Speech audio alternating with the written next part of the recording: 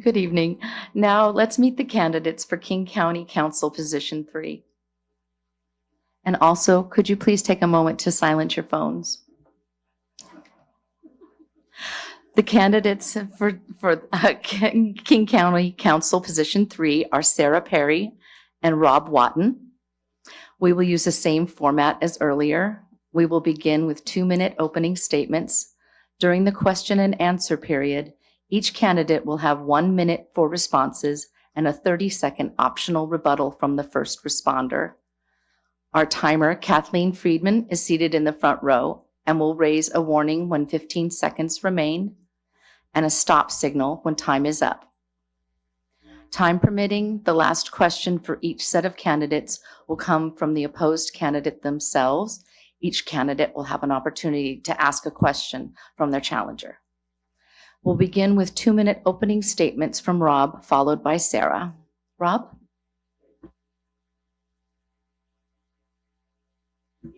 We'll try that again. Thank you, Vicki and Judy. Thank you all for being here.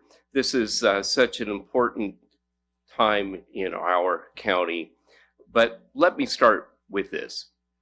And it comes from my past experience. I served on the Encompass board for 6 years, and we had this saying, is what you learn early in life matters. And for me, growing up as a kid, it was about scouting. And it was, I learned 2 things. First is you always lead from the middle. And secondly, you step up when it's time to lead. And those couple things have carried me through life. And I can think of a couple recent things. First of all, when COVID hit, I knew the impact it was going to have on businesses. So I went out and made sure that I reached as many businesses, whether they banked with me or not. I'm a community banker, by the way, and made sure that they got the support they needed. And secondly, after COVID, I created the Snow Valley Jobs Board so that local employers could find employees. And that crazy thing in 4 years got 50,000 job seekers who had helped 150 businesses and time again helped folks. But the reason why I'm stepping up for this is because we're at that pivotal point where we need integrity with our financials.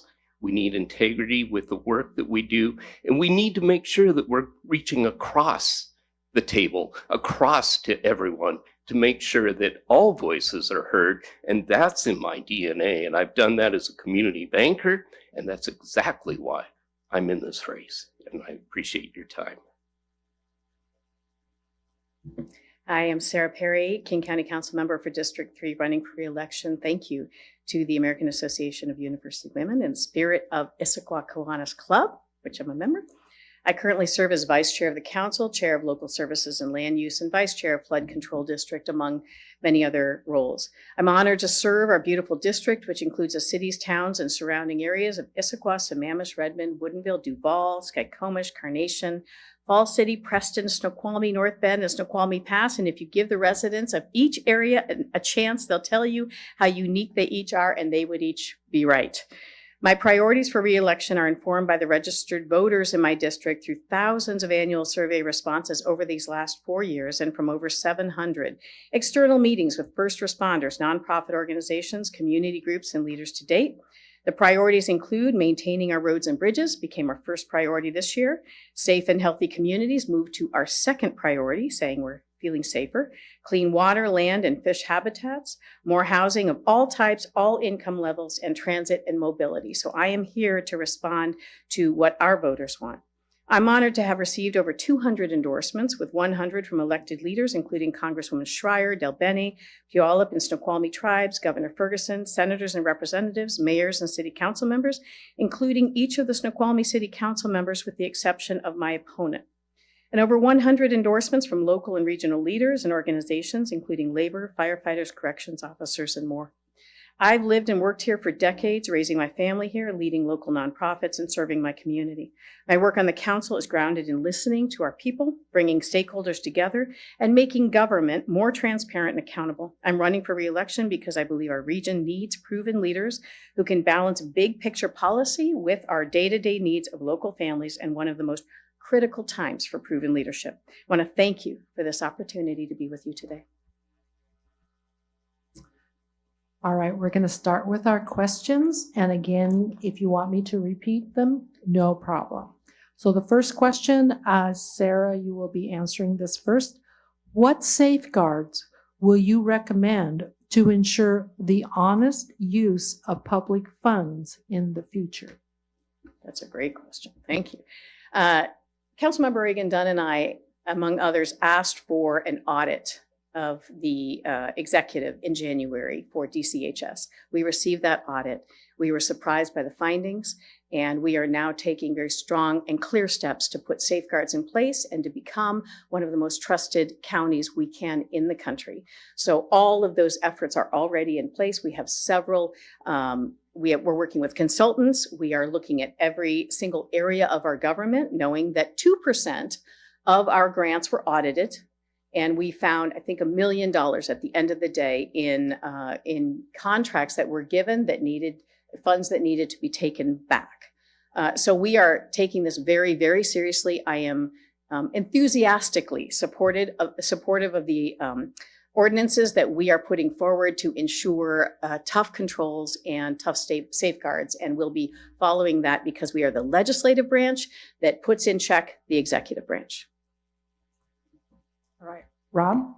Thank you very much. As I mentioned before, I'm a community banker. Not only a community banker, I've worked with nonprofits for multiple nonprofits over the years, and auditing is incredibly critical.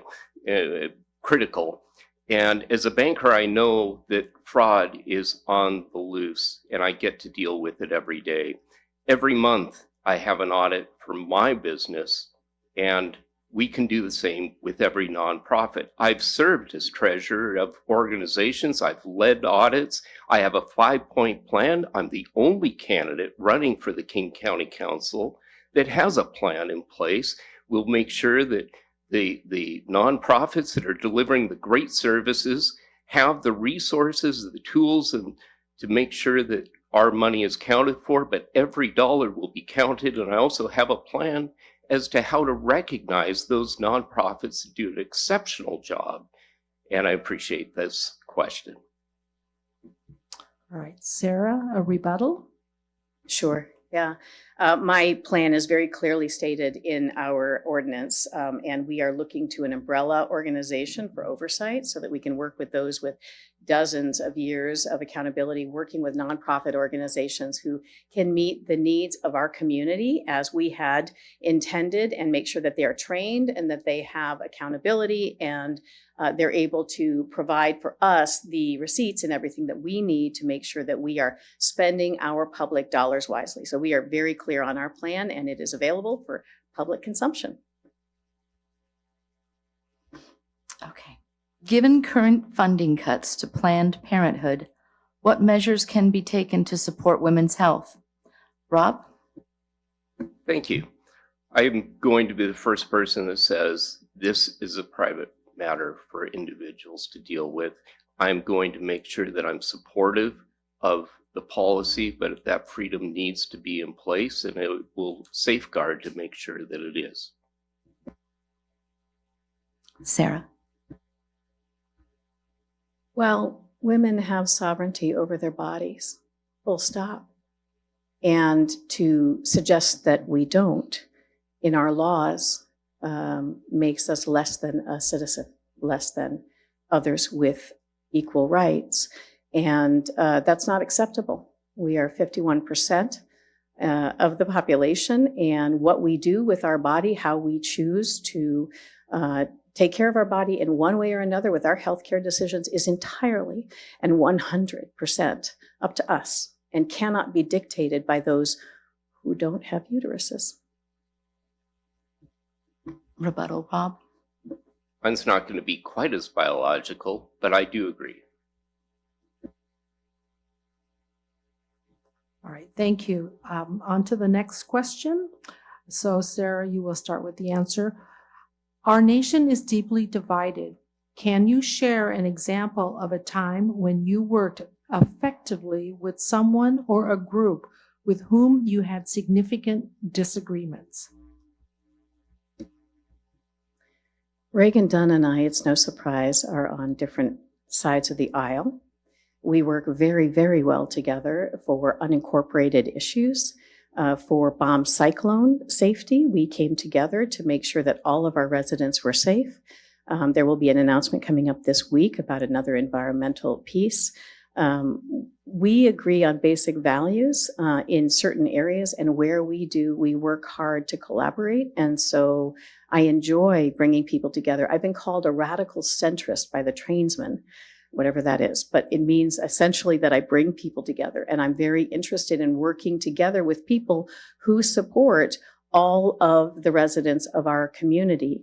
We have different views. We have a two-party system. We need to come together to make sure that we are bringing all good ideas, and I believe in that, as long as those good ideas don't harm our residents. Thank you. Here's my answer. This is a nonpartisan position. Our cities are nonpartisan. We come together. You fill a pothole, and it doesn't matter whether you have a Republican view or a Democrat view. It just needs to get done. That's why I enjoy local politics, being in government, because we can stand together. We can always have different points of view, but it's not a Republican or a Democrat view. And I've done that on affordable housing. I will continue to do that work, seeking out the other side so that I can understand it better before I make a decision. And that has always been my guiding principle. And we will move forward together as one community. And you have my promise on that. Sarah, a rebuttal or 30 seconds? I'm just really grateful to have all of the support of the Snoqualmie City Council, many of whom are across the aisle. And so while it is nonpartisan, there are folks that have different ideological views on both sides, and I am really, really grateful for those endorsements. Okay, next question. In today's anti-immigrant climate, what steps can be taken to reduce fear and foster a sense of security within our communities? Sorry, Rob first. Well, first of all, everybody that's here deserves a safe community. Everybody deserves the protection that is offered through our public servants. Everyone deserves to make sure that we have the resources for them. My concern is this: I do not know enough yet about sanctuary cities to form a real opinion. My concern is this: if it's taking away valuable services to those that are already here legally, we need to protect that first. But I'm not at a position to say, and casting already a position on whether it's right or wrong. And this is one of the reasons why I'm running, is I want to seek out what is the real reality. And I want to make sure that everybody is safe.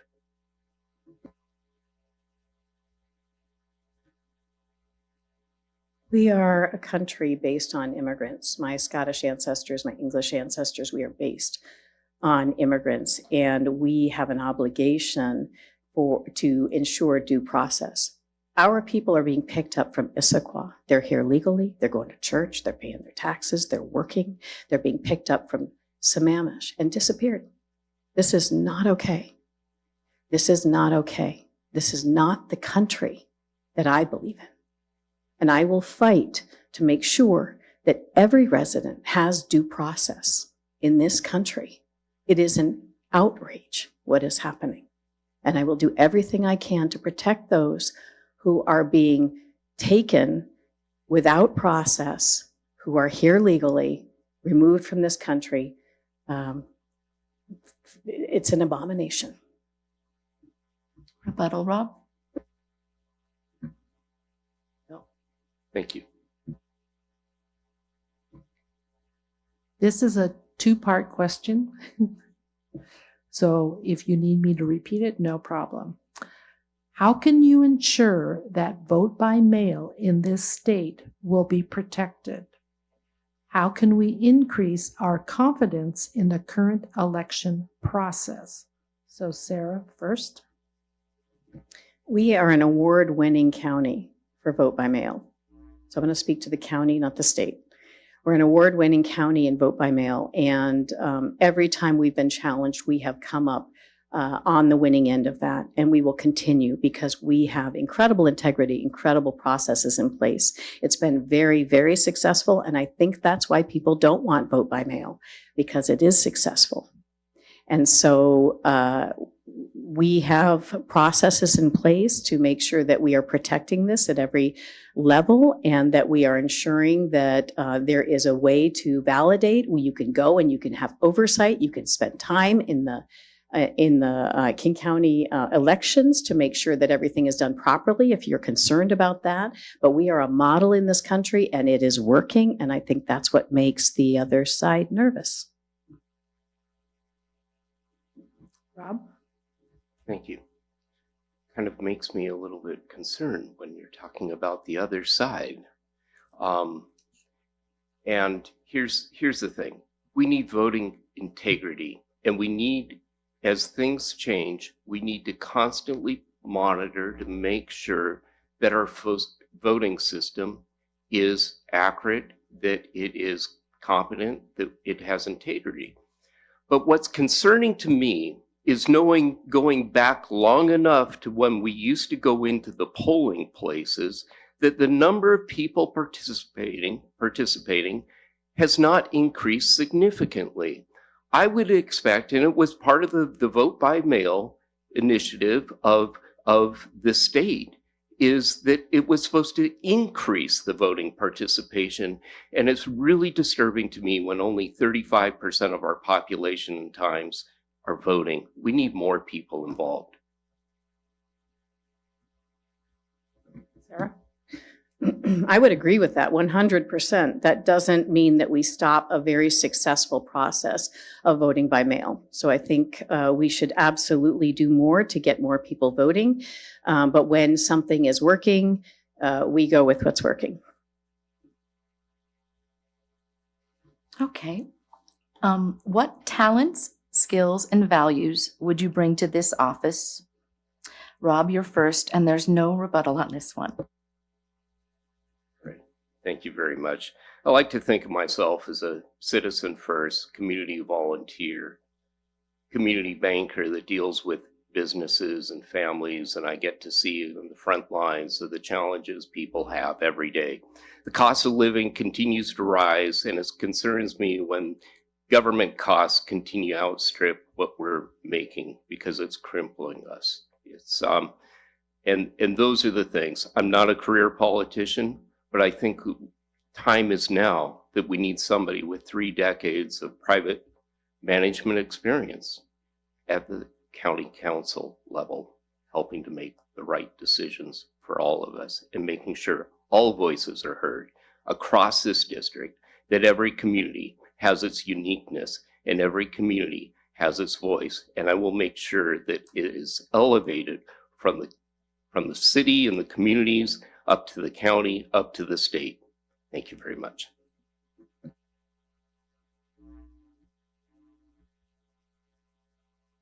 Sorry. What talents, skills, and values would you bring to this office? Thank you for that question. I believe in collaboration. I'm known by my staff as the round table queen. I believe that there's no conversation that more perspectives can't make better. And so we have conversations with the Snoqualmie Pass, with Fire and Police, and Washington State Patrol, and school districts. We have conversations with Fire and Police and Behavioral Health. We have conversations with Wildland Urban Interface, and it's all these roundtables because we need all of us in the conversation. And I'm very excited about the prospect of another term and engaging federal, state, county, and city community members or electeds as well as community leaders in our conversations to make the very best decisions possible for our state. I'm very collaborative with all of our council members, and they would attest to that. And I believe deeply in leaning into community for what we can accomplish together. Right. The next question. There is a shortage of mental health professionals, making it difficult for those in crisis to access timely care. How would you address the shortage in the mental health workforce? And we'll start with Sarah. Thank you. I think we need apprenticeships. I think we need internships. I think we need to build on our community resources to make it a career focus. And we need to have incentives, hiring incentives, the way that we do for our corrections officers and our police departments, and really invest in this as a field. We have a lot of opportunity coming with our 5 crisis care centers that I led on, and I think we have some opportunities to think creatively and innovatively in this field, and I'm excited to be part of that conversation. I know a great deal about the behavioral health community and intersections, and have learned a great deal more over these last 4 years, and I am eager to get to work to do what we can to help the folks that are most vulnerable, whether it's brain chemistry or substance use, to get them back on track, make it a blip in their life so that they can get on with doing their lives. Rob, go ahead. I'm a big proponent of behavioral health and co-responders as chair of public safety for Snoqualmie and Snoqualmie with North Bend. Public safety needs to have that piece to it because the behavioral health specialists can do things that others can't. And I've seen it firsthand in our responders. I think we need to put more emphasis on it. And I think that's one area that we're in probably close alignment on, and that is we need to put more resources here. How it happens, I don't know exactly, but it comes down to priorities. And I do know how to do that. I do budgets. I do. I make sure that organizations land well. And we need to make sure that that's one of our priorities. Thank you. Sarah? I very much look forward to working with Rob Watton in that area. Okay, we'll wrap up this portion of the candidate forum with questions posed by the candidates themselves. Candidates, you'll have 1 minute to respond to your challenger's question. Have you got a question ready? Or should I give you a moment? You're okay. Sarah, you're first with your question for Rob. Rob, my question is how you feel that you can meet the diverse needs of the full district when you voted against flying the Pride flag and the Juneteenth flag for community members that are deeply under siege by our national government right now with basic civil rights. I'm wondering how you can meet the needs of our diverse community that way. Thank you. Well, let me tell you what the vote was. The vote was whether to fly other flags outside City Hall as well as inside. And my comments were these, that the American flag and the state flag represent all of us. And I said, inside City Hall, you can fly any of the flags. I have no issue with that, but I did vote against the measure because it wasn't specific enough. There is no reason to replace the U.S. flag outside when we only have one flagpole. Okay, Rob, your question for Sarah. Sarah, first of all, I want to thank you for serving our communities the last 4 years. Public safety is a huge concern. You were chair of the budget committee that cut public safety by $70 million, restored it with $845,000, and then you had a recent incident where you identified misidentified state troopers as federal agents, how do you justify those positions? Thank you very much for this question. As many know, I lost my husband 5.5 months ago, the late Senator Bill Ramos. I have had some challenging times with this, and I've had a couple moments of lapse of judgment.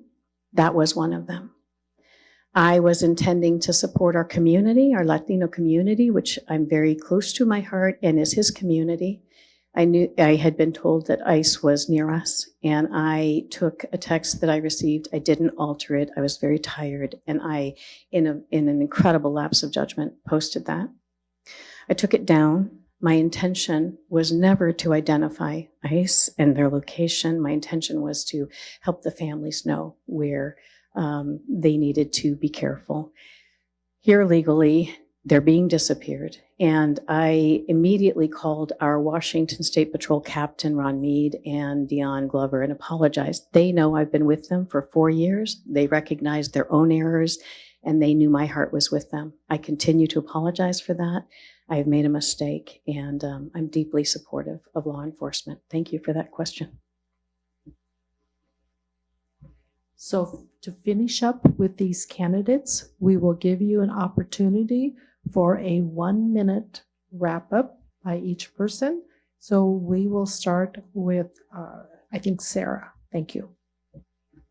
Thank you again for providing yet another excellent forum, as you do with the University Women and Kiwanis. I appreciate the opportunity to be in the forum with my candidate, Rob Watton.